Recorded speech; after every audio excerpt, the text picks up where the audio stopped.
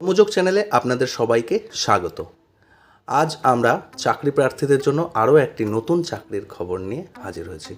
দীর্ঘদিন ধরে পশ্চিমবঙ্গের জেলায় জেলায় চাকরি প্রার্থীরা যে নিয়োগের আশায় বসে আছে, অবশেষে তার স্বপ্ন পূরণ হতে চলেছে।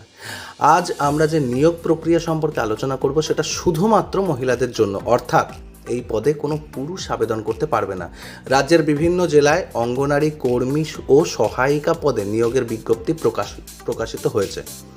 যে সকল মহিলা প্রার্থী আবেদন করতে ইচ্ছুক তারা অবশ্যই সম্পূর্ণ ভিডিওটি শেষ পর্যন্ত দেখুন। আসুন ভিডিওটি শুরু করা যাক। মুখ্যমন্ত্রী মমতা বন্দ্যোপাধ্যায় ঘোষণা করেছিলেন রাজ্যে 35,000 শূন্য পদে ICDCS কর্মী নিয়োগ করা হবে। সেই অনুযায়ী পশ্চিমবঙ্গের প্রত্যেকটি জেলায় জেলায় এই নিয়োগের বিজ্ঞপ্তি প্রকাশিত হয়েছে। এখানে আবেদন করতে গেলে শিক্ষাগত যোগ্যতা যেটা লাগবে সেটা হলো ন্যূনতম মাধ্যমিক পাশ করলেই তারা এই পদের জন্য আবেদন করতে পারবেন। উচ্চ মাধ্যমিক পাশ হলেও চাকরির প্রার্থীরা এখানে আবেদন জানিয়ে চাকরি করার সুযোগ পেয়ে যাবে। এখানে বয়স উল্লেখ করা হয়েছে 18 বছর থেকে 35 বছর পর্যন্ত বয়স, এবং যারা SC ST আছেন তারা বয়সের বিশেষ ছাড় পাবেন। প্রার্থী বাছাই করা হবে লিখিত পরীক্ষার মাধ্যমে। পরীক্ষা হবে 50 নম্বরে, আবার কোনো জেলায় 100 নম্বরে, কোনো জেলায় 35 নম্বরে, কোনো জেলায় বা 90 নম্বরে। যেখানে যেরকম নোটিশ দেওয়া হবে সেই অনুযায়ী সেখানে পরীক্ষা হবে। পরীক্ষার বিষয়গুলির মধ্যে থাকবে অঙ্ক, ইংরেজি, পুষ্টি, জনস্বাস্থ্য, নারীদের সামাজিক অবস্থান, সাধারণ জ্ঞান, এছাড়া মৌখিক 5 নম্বর। তবে যেখানে 100 নম্বরের পরীক্ষা হবে সেখানে সিলেবাস থাকবে, শুধুমাত্র প্রশ্ন সংখ্যা বেশি থাকবে, একই সিলেবাস থাকবে।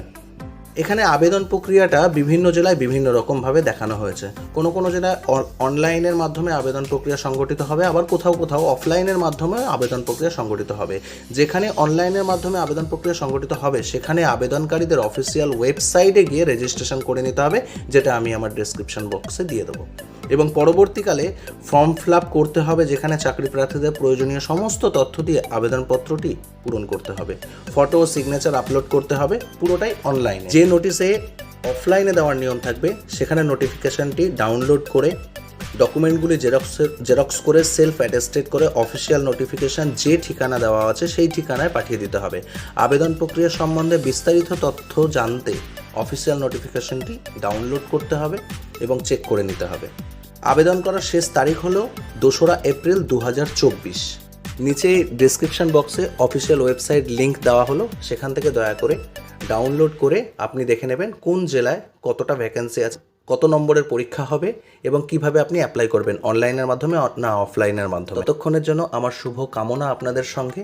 ভালো থাকবেন এবং ভালোভাবে পরীক্ষা দেবেন।